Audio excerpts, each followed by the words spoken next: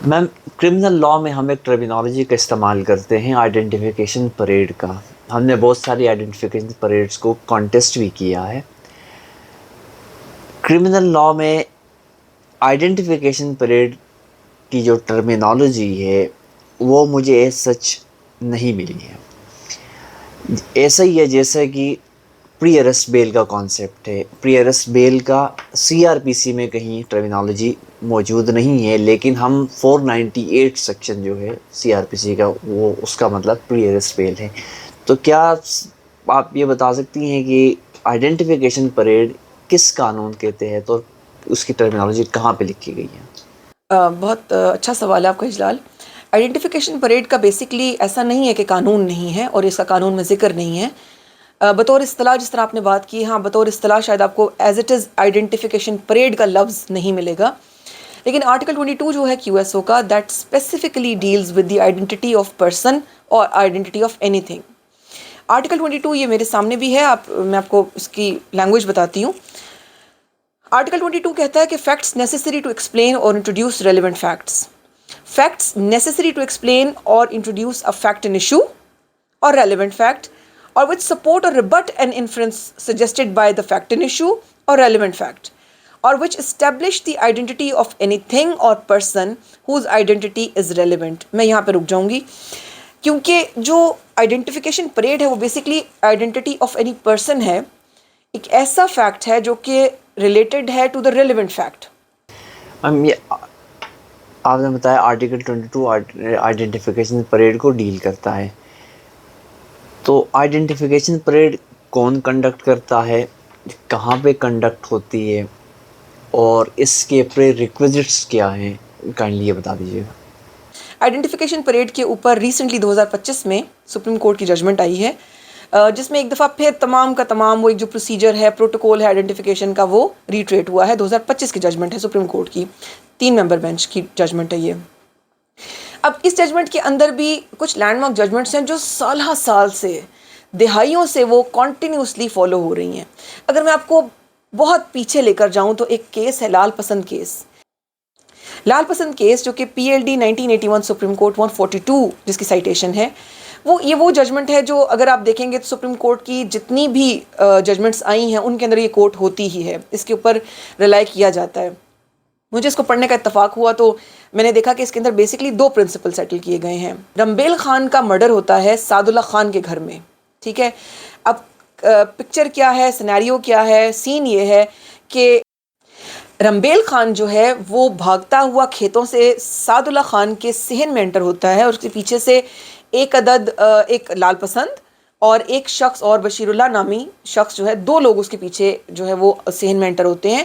بشیر اللہ جو ہے وہ اس کو گریب کر لیتا ہے، اس کو جکڑ لیتا ہے، اور جو لال پسند ہوتا ہے وہ اس کو مرڈر کر دیتا ہے، اس کو گولی مار دیتا ہے. گولی کی آواز سن کر سعد اللہ جو ہے، سعد اللہ خان جو میں آپ کو بتاتی چلوں جو کہ سپرنٹینڈنٹ پولیس ہے، وہ گھر سے باہر نکلتا ہے اور اس کا پوتا وہاں موجود ہوتا ہے آصف جان. یہ دونوں اپنے گھر سے باہر نکلتے ہیں، صحن میں آ کر دیکھتے ہیں اور دیکھتے ہیں کہ بشیر اللہ نے اس کو جکڑا ہوا ہے اور لال پسند نے اس کو گولی ماری ہے، as per their the prosecution's version, یا یوں کہیں کہ ان کے بیان کے مطابق. اچھا، جب یہ چلتا ہے کیس تو سعد اللہ کو اور آصف جان کو شناخت پریڈ کے لیے بلایا جاتا ہے. 2 گواہان کو کہا جاتا ہے کہ ملزمان کی شناخت کریں. یہاں میں آپ کو ایک پرنسپل بتاتی چلوں. شناخت پریڈ کے لیے یہ ضروری ہے کہ جس ملزم کو آپ پہچاننے جا رہے ہیں، شناخت کرنے جا رہے ہیں، وہ ملزم سٹرینجر ہو آپ کے لیے. اگر آپ اس کو پہلے سے جانتے ہیں تو ایسے ملزم کی شناخت پریڈ نہیں ہوتی. اب سعد اللہ خان کے لیے لال پسند ایک سٹرینجر تھا، بشیر اللہ خان بھی اس کے لیے سٹرینجر تھا، تو شناخت پریڈ کنڈکٹ ہوتی ہے. اب رمبیل خان کا جو مرڈر ہے وہ 9/8/1973 کو ہوا تھا، ٹھیک ہے. اب 9/8/1973 سے لے کر اریسٹ ہوتا ہے لال پسند. اریسٹ کب ہوتا ہے؟ 21/12/1973 کو. اور اس کی جو آئیڈینٹیفیکیشن پریڈ کنڈکٹ ہوتی ہے لال پسند کی، وہ 28/12/1973 کو ہوتی ہے. یعنی کہ اگر آپ اندازہ لگائیں کہ اریسٹ کے 1 ہفتے بعد اور مرڈر کے آلموسٹ 4 مہینے کے بعد. اب دوران شناخت پریڈ سعد اللہ خان جو ہے وہ لال پسند کو شناخت کر لیتا ہے اور بشیر اللہ کو شناخت ہی نہیں کرتا، ٹھیک ہے. یعنی کہ ایک گواہ نے ایک ملزم کو شناخت کر لیا. اب آتی ہے باری اس کے پوتے کی. آصف جان جب شناخت کرنے کی اس کی باری آتی ہے تو اس میں مزید 3 مہینے کا گیپ آ جاتا ہے. اب اس ان ایکسپلینڈ ڈیلے کو سپریم کورٹ نے شناخت پریڈ کے ڈیفیکٹو ہونے کا ریزن بتایا کہ شناخت پریڈ جو ہے اگر اتنی ڈیلے کے بعد آپ کنڈکٹ کریں گے تو جو میموری ہے اس کے فیڈ ہونے کے بہت زیادہ چانسز ہیں. اتنے عرصے بعد کسی بھی شخص کا کسی اسٹرینجر کو جو کہ اس نے فور گلمس اس کو دیکھا ہے, آدھے منٹ کے لیے دیکھا ہے, اس کو یاد رکھنا ممکن نہیں ہے. جسے پروسیکیوشن نے یہ سٹانس لیا کہ یہ پولیس والا تھا اور پولیس والوں کی جو میموری ہوتی ہے وہ بہت شارپ ہوتی ہے اور آئیڈینٹیفیکیشن میں وہ بہت تیز ہوتے ہیں. اچھا, اس شناخت پریڈ کے اندر صرف ڈیلے کا ڈیفیکٹ نہیں تھا بلکہ اس کے اندر اور بھی ڈیفیکٹس تھے جو کہ پروٹوکول کے اگینسٹ تھے. اب آپ کے ذہن میں سوال آ رہا ہوگا کہ پروٹوکولز اس وقت ڈیفائن کس نے کیے تھے, تو میں یہ بتاتی چلوں جس کو سیشنز جج نے اپنی ججمنٹ میں لکھا بھی کہ ویسٹ پاکستان ہائی کورٹ نے یہ پروٹوکولز ڈیفائن کیے ہوئے تھے. اور ان پروٹوکولز کے اندر جو بیسک ڈیفیکٹس تھے وہ ڈیلے کے علاوہ وہ یہ تھے کہ یہ 5 ملزمان تھے, نامینیٹڈ 5 ملزمان تھے, اور ان 5 ملزمان کی جو شناخت پریڈ کنڈکٹ کی گئی وہ اس طرح کنڈکٹ کی گئی کہ ریشو پروپورشن یہ رکھی کہ ایک بندے کے ساتھ 9 ڈمیز اور, یعنی کہ 9+1 کر کے انہوں نے 9+1 9+1 9+1 9+1 کر کے 50 لوگوں کی اکٹھی شناخت پریڈ کر دی. یعنی کہ 50 لوگ ایک جگہ پر موجود ہیں اور 5 اس میں ملزمان ہیں, اور ان 5 ملزمان کو ایک ہی وقت میں تمام گواہان نے پہچاننا ہے. سپریم کورٹ نے کہا کہ یہ اتنا امپراپر طریقہ تھا کہ دو کے اس کیس میں سپریم کورٹ نے اس کے اگینسٹ فائنڈنگ دی تھی, لیکن سپریم کورٹ نے اس ایکٹ کو کنڈیم کیا تھا. سپریم کورٹ نے کہا تھا کہ یہ جو ایکشن ہے, یہ جو طریقہ کار ہے, یہ امپراپر ہے, اور اتنا رش, اتنا انٹرمنگل کر دینا لوگوں کو آپس میں گواہ کو کنفیوز کرتا ہے, اور اگر آپ گواہ کو کنفیوز کریں گے تو کتنی بھی کسی کی اچھی میموری ہوگی تو وہ اس کو آئیڈینٹیفائی نہیں کر پائے گا. تو یہ جو چیز سیشن جج نے لکھی ویسٹ پاکستان ہائی کورٹ کے پروٹوکولز کے تناظر میں, اس کو سپریم کورٹ تک اپہیلڈ کیا گیا. یعنی کہ یہ جو 2 گراؤنڈز تھے, ایک ڈیلے کا اور ایک انٹرمنگل جو کی گئی زیادہ ڈمیز, ان دونوں کو بنیاد بنا کر سیشن جج نے ملزمان کو بری کر دیا تھا. یہ اتنا بڑا ڈیفیکٹ ہے شناخت پریڈ کا کہ جس کے اوپر ملزمان کو بری کر دیا جاتا ہے. شناخت پریڈ کے پروٹوکولز کو فالو کرنا اس کی جو افیکٹونیس ہے وہ اس کو میک شور کرتا ہے. یہ جملہ, یہ بات جو 2019 کی آصف سعید کھوسہ صاحب کی جو ججمنٹ ہے, اس ججمنٹ کے اندر بڑی واضح طور پر لکھی گئی ہے کہ کسی بھی شناخت پریڈ کی جو افیکٹونیس ہے وہ میک شور ہوتی ہے فرام دا پریکاشنز ٹیکن, کہ کتنی احتیاط سے اس کو کنڈکٹ کیا گیا ہے. اب ہائی کورٹ نے کیا کہا؟ ہائی کورٹ نے یہ کہا کہ سعد اللہ خان 2 کے ایک ہی وٹنس ہے, مانا کہ وہ ایک ہی وٹنس ہے اور ایک ہی آئی وٹنس ہے جس نے ایک ملزم کو پہچانا ہے, لیکن چونکہ وہ پولیس میں رہا ہے, سپرنٹینڈنٹ پولیس رہا ہے, اور اس کا تجربہ ہی یہ تھا, اس کا کام ہی یہ تھا لوگوں کو آئیڈینٹیفائی کرنا, تو اس کا ایک تو انٹیگریٹی آف وٹنس انہوں نے قرار دیا کہ یہ بہت آنیسٹ اور بہت مطلب انٹیگریٹی والا وٹنس ہے. پہلی بات انہوں نے یہ آبزرو کی. دوسرا جو گراؤنڈ ہائی کورٹ نے لیا وہ تھوڑا سا پرزمپٹیو تھا. پرزمپشن اس طرح کہ ہائی کورٹ نے یہ کہا کہ سعد اللہ خان کا ملزم کو پہچان لینا اس لیے بھی پاسبل ہے, ابھی دیکھیے پرزمپشن ہے, ورڈنگز بھی کچھ اس طرح ہے کہ پاسبل ہے کیونکہ وہ ایک ہی گاؤں میں رہتے تھے, اور یہ ممکن ہے, امکانات ہیں کہ اس نے اس کو پہلے بھی دیکھا ہو. یہ جو شناخت بتاتا ہے سبز آنکھیں اور پتلی گردن, یہ اس کو اس لیے یاد رہ گئی کیونکہ وہ پہلے بھی دیکھ چکا ہوگا. اب یہ پرزمپشن تھی جس کو سپریم کورٹ نے بعد میں ڈسکارڈ کیا. تیسری بات جو ہائی کورٹ نے لکھی وہ اس کی پولیس آفیسر ہونے کی بات لکھی کہ چونکہ وہ پولیس آفیسر تھا اور اس کی جاب تھی تو اس وجہ سے وہ اس کو غلطی نہیں لگ سکتی, کیونکہ اس نے بہت قریب سے جو قاتل تھا, جو لال پسند تھا, اس کو بہت قریب سے دیکھا ہے. ڈیفینس نے اس کے ریبٹل میں یہ کہا کہ یہ ایلڈرلی ہے, بوڑھا ہے, اور اتنے عرصے بعد آئیڈینٹیفیکیشن پریڈ ہوئی, میموری کا فیڈ ہونا بہت لازم ہے کہ ہو نہیں سکتا, بے شک وہ پولیس آفیسر تھا لیکن میموری فیڈ ہو سکتی ہے. سپریم کورٹ نے اس انلیگل کنوکشن کو جب سیٹ اسائڈ کیا تو سپریم کورٹ نے کرمنل لا ریویژن کمیٹی کی جو رپورٹ تھی جو کہ 1972 میں چھپی تھی, جس کو آتھر کیا تھا لارڈ ایڈمنڈ ڈیوس نے, اور اس رپورٹ کے اندر لارڈ ایڈمنڈ ڈیوس نے یہ چیز مینشن کی تھی کہ جو انلیگل کنوکشنز ہیں اس میں جو by far the words used at that time was کہ by far the greatest cause of the illegal conviction was the wrong identification, یعنی کہ جو غلط شناخت کرنا ہے یہ ایک بہت بڑا ریزن تھا اس وقت انلیگل کنوکشنز کا. سپریم کورٹ نے اپنی ججمنٹ میں یہ بھی آبزرو کیا کہ اس رپورٹ سے پہلے بھی یہ جو الیگل کنوکشنز تھیں جو کہ صرف اور صرف رانگ آئیڈینٹیفیکیشن کے اوپر بیس کر رہی تھیں، اس کے اوپر اس سے پہلے بھی ایک ڈیٹیل ایگزامینیشن اور انالیسز جو ہے وہ ریکارڈ کیا جا چکا تھا، جس کے اندر مختلف کیسز کو دیکھا گیا. جیسے سپریم کورٹ کی ججمنٹ کے اندر بہت ڈیٹیل میں ہے، میں اس کا صرف ایک کرکس آپ کو بتاؤں گی کہ 19 ایئرس تک جو ملزم ہے اس نے امپریزنمنٹ جو ہے وہ اپنی گزار لی. 19 سال کی امپریزنمنٹ کے بعد پتہ چلا کہ جناب وہ ایک irrefutable plea of alibi ثابت کرنے میں کامیاب ہو گیا. اب plea of alibi تو یقیناً آپ کو پتہ ہی ہوگی، یعنی کہ وہ یہ ثابت کرنے میں کامیاب ہو گیا کہ وہ موقع پہ موجود ہی نہیں تھا. 19 سال اس نے رانگ آئیڈینٹیفیکیشن کے اوپر امپریزنمنٹ میں گزار دی. ٹھیک ہے، ایک انلیگل کنوکشن تھی. اور اس سے بھی زیادہ انٹرسٹنگ بات یہ تھی کہ ان کے بھی گواہان ان کیسز میں پولیس آفیسرز تھے. تو سپریم کورٹ نے اس کا پولیس آفیسر ہونے کو ڈسکارڈ کرتے ہوئے کہا کہ پولیس آفیسر ہونا قطعاً اس بات کی گارنٹی نہیں ہے کہ وہ بالکل سچ بول رہا ہوگا. ہم اس کے آنیسٹ ہونے پہ شک نہیں کرتے، لیکن ہم یہ شک ضرور کر سکتے ہیں کہ اس کی میموری جو ہے وہ فیڈ ہو گئی ہوگی، کیونکہ 4 ماہ بعد اس کی آئیڈینٹیفیکیشن پریڈ ہوئی. اگر میں آپ کو تھوڑا سا اور پیچھے لے کر جاؤں تو میں آپ کو وہ ججمنٹ کوٹ کر سکتی ہوں، that is PLD 1961 all India 153 اشرف بنام سرکار. یہ وہ کیس تھا جس کے اندر جو ڈمیز ہیں، جو نمبر آف ڈمیز ہیں، وہ ایک دفعہ پھر سے ریٹریٹ کیے گئی تھیں. بے شک یہ پہلے جو یو پی کی جو یونائٹڈ پروونسز کی جو گورنمنٹ تھی اس نے اپنا ایک پولیس آرڈر جاری کیا تھا جس کا ذکر ہوا تھا اس کیس کے اندر. پھر اس کیس کا حوالہ ہر ججمنٹ میں دیا گیا، اور ایک number of series of judgments تھی سپریم کورٹ کی جس کے اندر بار بار سپریم کورٹ نے جو ڈمیز کا نمبر ہے وہ ریٹریٹ کیا ہے. تو سپریم کورٹ نے اس چیز کو بڑا انوائڈ ہو کے دیکھا کہ ہائی کورٹ نے کس طرح اس کو ڈسکارڈ کر دیا بالکل، کہ ایک سیریز آف ججمنٹس ہیں سپریم کورٹ کی جس کے اندر نمبر آف ڈمیز جو ہیں وہ بتائی گئی ہیں. ہائی کورٹ نے یہ لکھا کہ بے شک جو ویسٹ پاکستان ہائی کورٹ ہے اس نے یہ رولز ڈیفائن کیے ہیں لیکن وہ انفلیکسیبل نہیں ہیں، اور چونکہ وہ انفلیکسیبل نہیں ہے تو پھر ہم ان سے ڈیویٹ کر سکتے ہیں. لیکن سپریم کورٹ نے کہا کہ اگر آپ نے ڈیویٹ کرنا تھا تو آپ کو اس کے پراپر ریزنز دینی چاہیے تھی کہ آپ نے ڈیویٹ کیوں کیا. یعنی کہ آئیڈینٹیفیکیشن پریڈ کے، میں پھر آپ کو ٹاپک پہ واپس لاؤں گی کہ آئیڈینٹیفیکیشن پریڈ کے جو پروٹوکولز ہیں وہ اتنے ضروری ہیں، ان کو فالو کرنا، ان تمام چیزوں کو اسی طریقے سے جیسے کہ بتائے گئے ہیں قانون میں، اگر وہ ویسے نہ کیے جائیں تو شناخت پریڈ کی جو ایویڈینشری ویلیو ہے وہ گر جاتی ہے. اور اس کیس میں بھی ڈیفیکٹو شناخت پریڈ ہونے کی وجہ سے عدالت نے ملزمان کو ایک دفعہ پھر سے بری کر دیا. میم ابھی آپ نے لال پسند کیس ایک لینڈ مارک ججمنٹ بڑے بہترین انداز میں آپ نے ایکسپلین کیا. اس کو مزید ایلیبوریٹ کرتے ہوئے آئیڈینٹیفیکیشن پریڈ کے جو پروٹوکولز لاء میں موجود ہیں اور جو سپریم کورٹ آف پاکستان نے جو گائیڈ لائنز دی ہیں اس کی روشنی میں اس کے پروٹوکولز بتا دیجیے گا.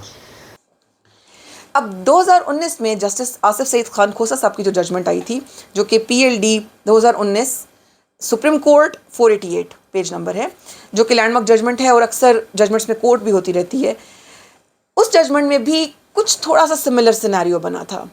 اسپیشلی یہ جو میجسٹریٹ نے کنڈکٹ کروائی تھی شناخت پریڈ اور انٹرمنگلنگ اور نمبر آف ڈمیز جو ہے، اس کے اندر بھی کچھ سینیریو تھوڑا بہت سملر سا ہوا تھا.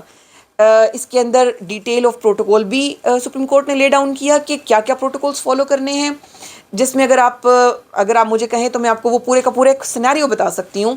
ایک ملزم ہے اور اس کے ساتھ 9 ڈمیز کھڑی کی گئی ہیں، ٹھیک ہے، جس کو ہم پریڈ اسی وجہ سے کہتے ہیں کیونکہ اب وہ ان کی پریڈ ہو رہی ہے. وہ 10 لوگ کھڑے ہیں اور ایک کمرہ ہے جس میں میجسٹریٹ موجود ہے. جو گواہ ہے جس نے اس کی شناخت کرنی ہے اس کو اس کمرے سے دور رکھا جاتا ہے تاکہ اس کمرے میں ہونے والی ایکٹیویٹی اس گواہ کے نالج میں نہ آئے. اب سمجھے کہ گواہ ایک سے زائد ہیں، 2-3 گواہان ہیں جنہوں نے کسی ایک ملزم کو پہچاننا ہے. گواہ نمبر 1 جو ہے وہ اپنے ملزم کو شناخت کرنے کے لیے کمرے میں انٹر ہوتا ہے. میجسٹریٹ صاحب اس کو موقع دیں گے کہ وہ اپنے ملزم کو پہچان لے. یہاں پہ میں آپ کو ایک بات بتاتی چلوں کہ اگر ملزم کے چہرے پہ کوئی خاص نشان ہے، فار ایگزامپل کوئی مارک ہے، کوئی مول ہے، یعنی کوئی تل ہے، کوئی زخم کا نشان تھا، تو جب ڈمیز کھڑی کی جاتی ہیں نا وہ اتنی سملر ہوتی ہیں یا ان کو اتنا سملر کر دیا جاتا ہے، بنایا جاتا ہے کہ اگر اس ملزم کے چہرے پر کوئی خاص نشان تھا جس کو بطور کلو پولیس بتا سکتی ہے کہ جی فلاں شخص جس کے چہرے پہ دائیں طرف تل کا نشان ہے تم نے اس کو پہچان لینا ہے، یا کوئی بھی اسے کلو دے سکتا ہے، تو ایسے نشان کو چہرے سے چھپا دیا جاتا ہے. فار ایگزامپل سب کے منہ پہ وہاں پر سنی پلاس لگا دی جائے، اس کو چھپا دیا جائے گا. ایسا کر دیا جائے گا کہ وہ تمام ڈمیز سیم لگیں. اب ملزم کا جو حلیہ ہے وہ کیسا ہوگا. ملزم کا حلیہ ایسا ہوگا جیسا جس دن اس نے مرڈر کرتے وقت اس کو دیکھا تھا, اس کا حلیہ ویسے بنایا جائے گا. فار ایگزامپل اگر اس دن وہ کلین شیو تھا اور بعد میں وہ اس کی شیو بڑھ گئی, تو اس دن اس کے حساب سے اس کو کلین شیو دوبارہ سے کیا جائے گا اور اسی حلیے میں لے کر آیا جائے گا, تاکہ گواہ کو پہچاننے میں دقت نہ ہو. اور جتنی ڈمیز ہوں گی ان کو بھی بالکل ویسے ہی کیا جائے گا. اب یہاں پہ میں یہ بھی بتاتی چلوں کہ ان کے جو چہرے ہیں یہ پہلی بار گواہ کے سامنے آئیں گے. اگر اس سے پہلے گواہ نے اس کو کہیں پر دیکھا ہے, فار ایگزامپل گواہ یہ کہہ دے, ملزم یہ کہہ دے کہ جناب میں جب پولیس کے کسٹڈی میں تھا, جب میں تھانے میں تھا, مجھے حوالات میں انہوں نے 2 دن بند رکھا یا آدھے گھنٹے کے لیے لے گئے, انہوں نے میری کوئی تصویر کھینچ لی تھی, یہ تو وہی بندہ ہے جس نے مجھے فلاں موقع پر دیکھا تھا. یہ تمام باتیں میجسٹریٹ وہ آبجیکشنز کی مد میں نوٹ کرے گا, اور اگر کوئی آبجیکشن گواہ بتاتا ہے اس کو بھی نوٹ ڈاؤن کرے گا. اب جب گواہ نے اس کو صحیح پہچانا وہ بھی نوٹ ہوگا, اور اگر اس کو غلط پہچانا یعنی کہ اس نے کسی اور بندے کو ملزم کہہ دیا وہ اس کو بھی نوٹ کرے گا. میجسٹریٹ یہ تمام چیزیں نوٹ ڈاؤن کرے گا. گواہ کا کوئی اعتراض ہے یا کوئی کامنٹ ہے وہ بھی نوٹ کرے گا, اور اب گواہ وہاں سے چلا جائے گا. اب جب گواہ وہاں سے موو کرے گا تو وہ جس دروازے سے نکلے گا اس دروازے کی ایکسیس اس دروازے کو نہیں ہوگی. یہ پرائیویسی کانفیڈینشیلٹی کو مینٹین کرنے کے لیے کہ ایک شخص یا ایک گواہ دوسرے گواہ کو کسی قسم کا کوئی انفلوئنس نہ کر سکے, اس کے اوپینین کے اوپر اپنی کوئی رائے نہ وہ قائم کر لے. اسے بچنے کے لیے یہی وہ پریکاشنز ہیں جس کو 2019 کی ججمنٹ جسٹس آصف سعید خان کھوسہ صاحب نے کہا کہ شناخت پریڈ کی جو افیکٹونیس ہے وہ اس کی پریکاشنز میں ہے. ٹھیک ہے, یہ بڑا پرنسپل جملہ ہے ان کی ججمنٹ کا. شناخت پریڈ کی effectiveness depends upon the precautions. تو یہ ان پریکاشنز میں سے ایک تھی. اب ایک گواہ ہو کر چلا گیا, اب دوسرے گواہ کو بلایا جائے گا, لیکن اگر ملزمان ایک سے زائد ہوں تو پھر کیا ہوگا؟ تو سپریم کورٹ نے یہ کہا, جیسے کہ ہم نے لال پسند کیس میں بھی دیکھا اور اس کیس میں بھی ایسا ہی ہوا تھا, کہ اگر ایک سے زائد ملزمان ہوں گے تو آپ نے ان کو اکٹھا نہیں کھڑا کر دینا. اس کیس میں آپ کو انٹرسٹنگ واقعہ سناتی ہوں. کیا ہوا, جو میجسٹریٹ تھے وہ جو اسپیشل جوڈیشل میجسٹریٹ ان کو اس وقت تعینات کیا گیا, وہ پی ایم ایس انہوں نے کیا ہوا تھا, وہ سول سروسز سے ریلیٹڈ تھے. جوڈیشل سروسز میں ان کا بہت زیادہ ایکسپیرینس نہیں تھا. جب ان کو یہاں تعینات کیا گیا اور ان کو ٹیسٹ آئیڈینٹیفیکیشن پریڈ کنڈکٹ کرنے کا موقع ملا, تو it was a very first experience for ہم. تو انہوں نے ان کے سامنے جو لاہور ہائی کورٹ کے رولز رکھے گئے ان کو لٹرل سینس میں پڑھا اور ایز اٹ از اپلائی کر دیا, بالکل ویسے ہی جیسے لال پسند کیس میں ہوا تھا. یہاں پر کیا ہوا, یہاں پہ 3 ملزمان تھے.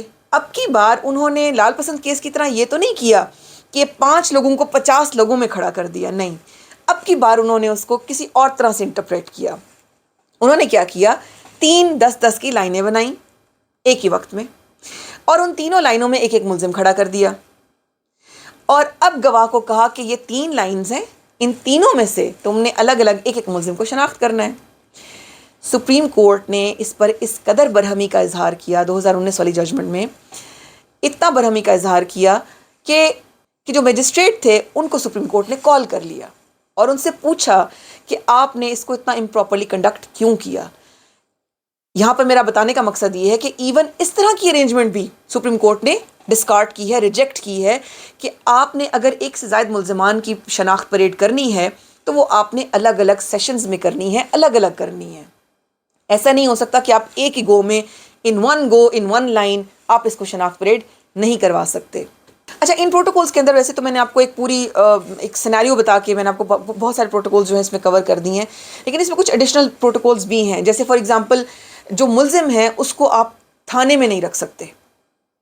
جیسے ہی وہ ملزم جس کے اوپر پرچہ ہوا ہے, as soon as possible he must send to the judicial custody.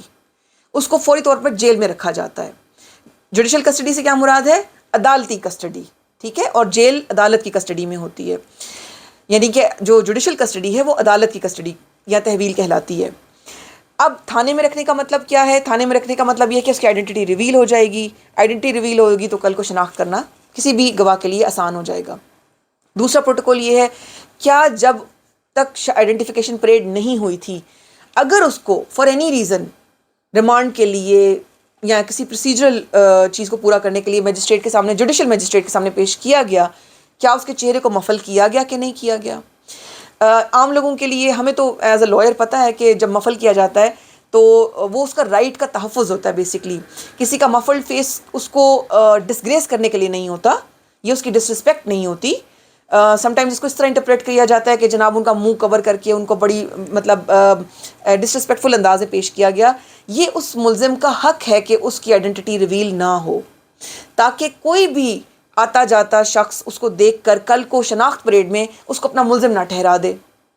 تو یہ اس کا بیسکلی آئینی حق ہے, جو کہ article 9, article 10 safeguard of arrest and detention کے بارے میں بات کرتا ہے, لبرٹی کی بات کرتا ہے. وہ تمام چیزیں بیسکلی وہ اس کا رائٹ ہے, تو وہ اس کے رائٹ کا تحفظ کر رہے ہوتے ہیں. ان پروٹوکولز کے علاوہ سپریم کورٹ نے لال پسند کیس سے لے کر 2025 تک کی ججمنٹس جو ہیں اس میں مختلف اوقات میں وقتاً فوقتاً ایک اور بہت انٹرسٹنگ آبزرویشن لی, اور وہ یہ لی کہ یہ جو ٹیسٹ آئیڈینٹیفیکیشن پریڈ ہے, this is not the testimony of the witness, rather it is the testimony of the senses of the witness. یعنی کہ اس سے یہ ثابت نہیں ہوتا اگر فار ایگزامپل کسی گواہ نے کسی ملزم کو صحیح سے شناخت کیا یا نہیں کیا, تو یہ اس کی ٹروتھفلنس کی گواہی نہیں دیتا, بلکہ یہ اس چیز کی گواہی دیتا ہے کہ اس کی میموری کتنی اچھی تھی, اس کا ویژن کتنا اچھا تھا. بہت ممکن ہے ایک شخص بہت اچھا, بہت ایماندار, بہت قابل ہو, لیکن اس کی میموری کام نہ کرتی ہو. آج کل جس طرح ہم سب کو چشمہ لگا ہوا ہے, ہم سب کی اگر ہمارا چشمہ گر جائے کسی دھکم پیل میں, تو ہمیں تو 2 فٹ پہ کھڑا ہوا بندہ نظر نہیں آتا. تو کسی کا ویژن بلر ہو, کسی کی میموری فیڈ ہو جاتی ہے, ویژن بلر ہو جاتا ہے. تو this is not the test of the witness, this is the testimony of the senses of the witness. تو اس پہ آپ کسی کی ٹروتھفلنس کو کا انحصار نہیں کر سکتے. اچھا میم, ابھی آپ نے لال پسند کیس کا حوالہ دیا, اس کے بعد جسٹس آصف سعید خان کھوسہ صاحب کی ججمنٹ کا حوالہ دیا. ان دونوں ججمنٹس میں ایک چیز کامن تھی کہ جو اسپیشل جوڈیشل میجسٹریٹس تھے ان کی تھوڑی سی نیگلیجنس تھی. تو کیا آپ یہ بتا سکتی ہیں کہ اسپیشل جوڈیشل میجسٹریٹ کی duties while conducting the identification parade کیا ہوتی ہیں, وہ ذرا بتائیں. بالکل, آپ کے سوال کے جواب کے لیے میں نے وہ تمام چیزیں جو ہے نا آج نوٹ ڈاؤن کی کہ بیسکلی میجسٹریٹ کی ڈیوٹی سپریم کورٹ نے کیا لکھی, کہ میجسٹریٹ کو کیا کیا کن کن باتوں کا خیال رکھنا ہے. سب سے پہلے تو سپریم کورٹ نے کہا کہ magistrate should not act like a post office اور اے ربر اسٹیمپ.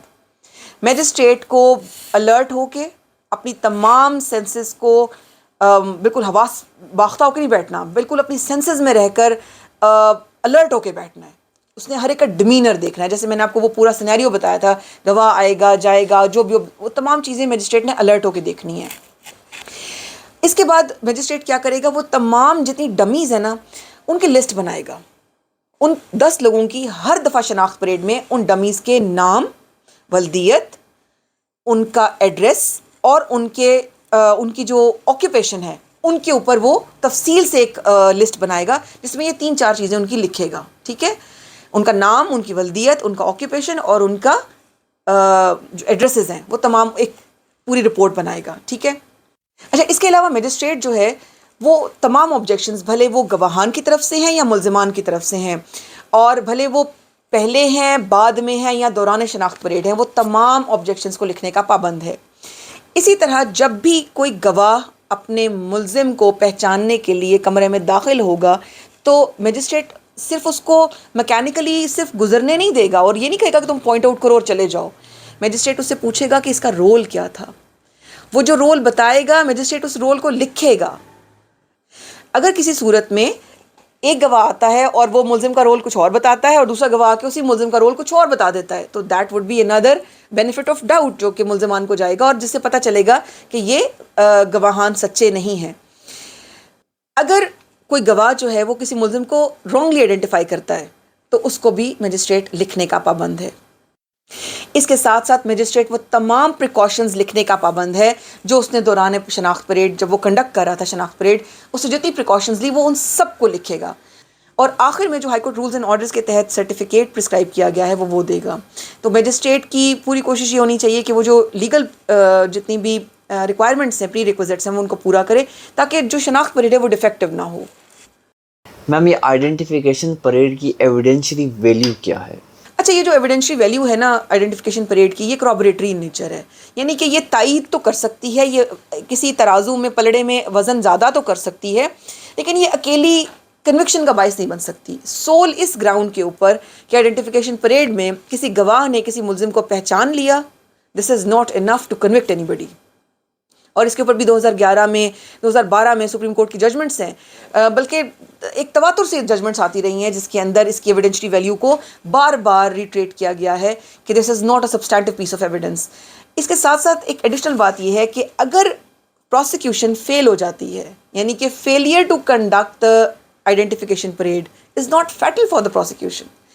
اگر وہ پروسیکیوشن شناخت پریڈ کنڈکٹ کرا ہی نہیں پاتی تو ان دیٹ کیس ہم یہ تصور نہیں کر سکتے کہ پروسیکیوشن کا کیس بالکل ختم ہو جائے گا اور ملزم بری ہو جائیں گے. That is not fatal. جب وہ کنوکٹ نہیں کر سکتی تو وہ پھر ایکوٹ بھی نہیں کر سکتی. That is not a substantive piece of evidence. Thank you very much ma'am.